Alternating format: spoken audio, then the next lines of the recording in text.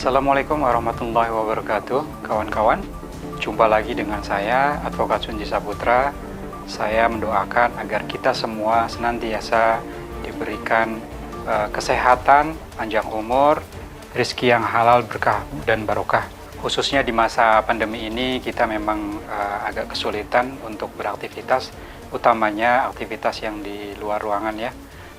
Saya berdoa semoga pandemi ini segera berakhir dari negara kesatuan Republik Indonesia, negara kita tercinta, dan umumnya pada seluruh negara di dunia ini, agar kita bisa beraktivitas seperti sedia kala tanpa rasa khawatir lagi.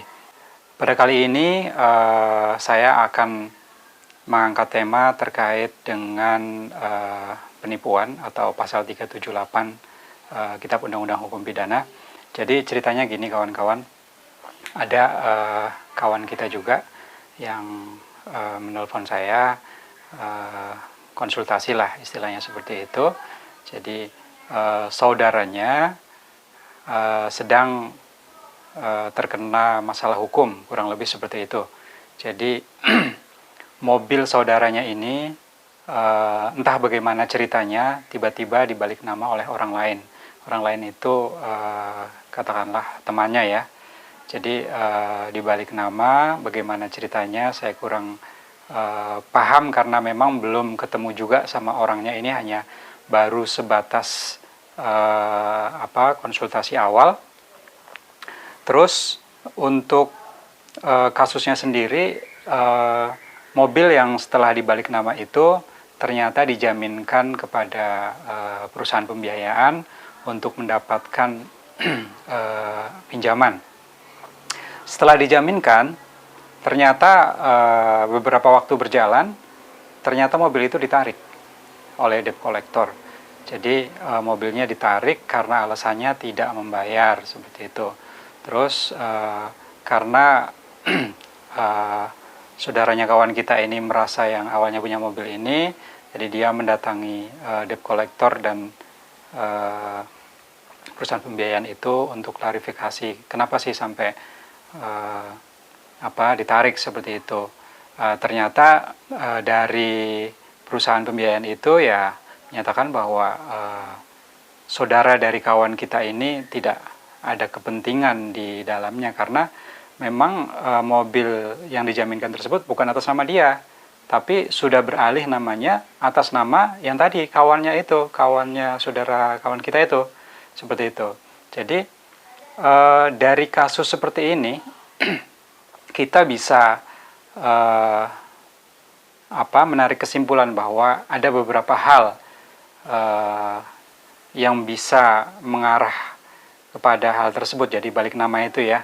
Jadi kenapa saya ceritakan masalah ini saya simpulkan ada kaitannya dengan pasal 378 KUHP, di mana saya bacakan ya kawan-kawan ya pasalnya ya.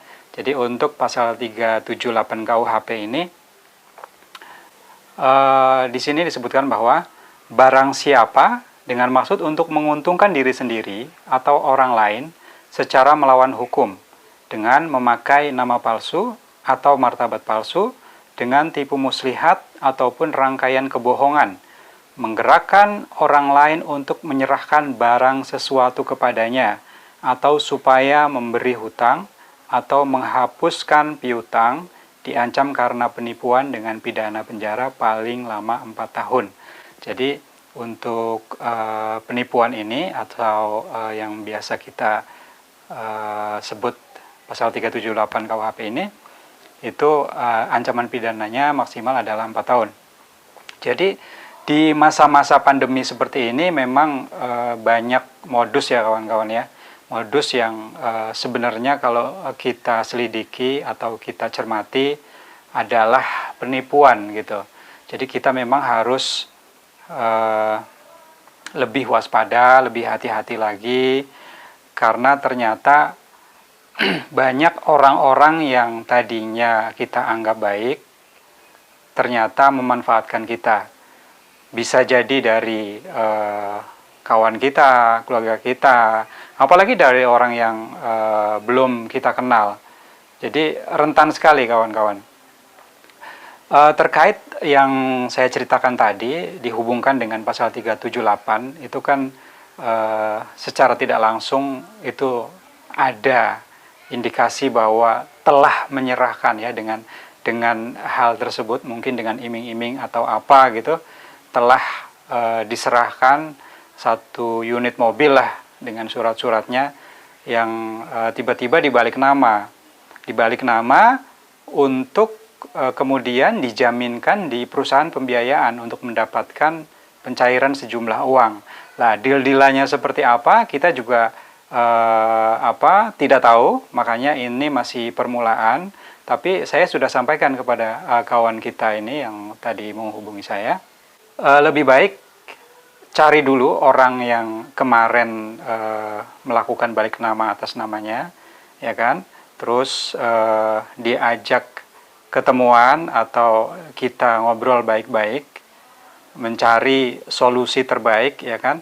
Terus kalau memang dimungkinkan untuk melakukan penggantian atau mengembalikan barang yang sebenarnya bukan miliknya, ya dilakukan aja.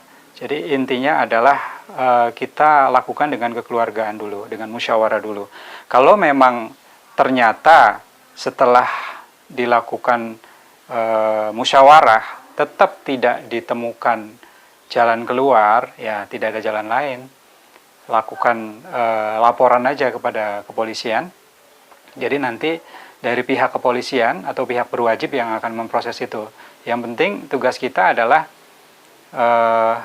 ceritakan kronologisnya sejelas-jelasnya, kemudian bukti-buktinya, kalau ada saksinya kita sampaikan juga. Jadi dari situ nanti pihak berwajib atau penyidik ya nanti bisa memutuskan apakah kasus ini bisa naik atau tidak. Nanti dari pihak yang berwajib yang akan menentukan. Tentu harapannya kalau memang ternyata memang terjadi penipuan, itu harusnya kasusnya bisa naik seperti itu.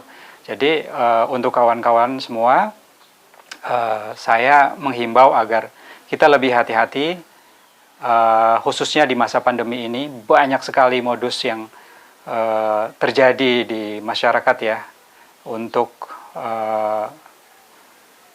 terjadinya penipuan, karena memang sekarang perekonomian juga lagi istilahnya kurang bagus ya.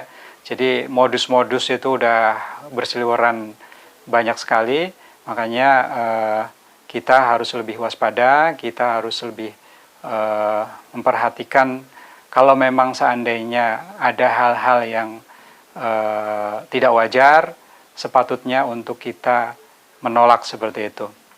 Baik kawan-kawan, kurang lebih seperti itu. Terima kasih. Wassalamualaikum warahmatullahi wabarakatuh.